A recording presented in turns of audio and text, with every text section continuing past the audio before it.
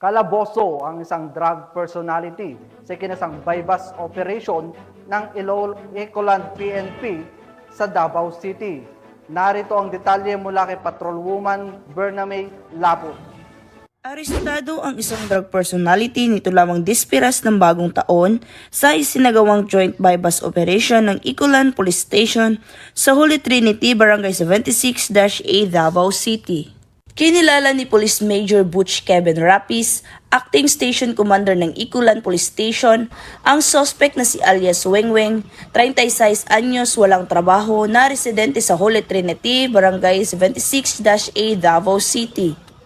Ayon pa kay Police Major Rapis, nahuli ang suspect ng mga tauhan ng Ecoland Police Station at First City Mobile Force Company sa koordinasyon ng Philippine Drug Enforcement Agency.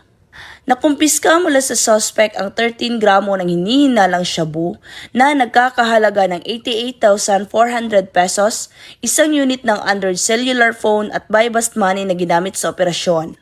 Ang suspect ay kasalukuyang nasa kustodiya na nasabing istasyon at mahaharap sa kasong paglabag sa Republic Act 9165 o Comprehensive Dangerous Drugs Act of 2002.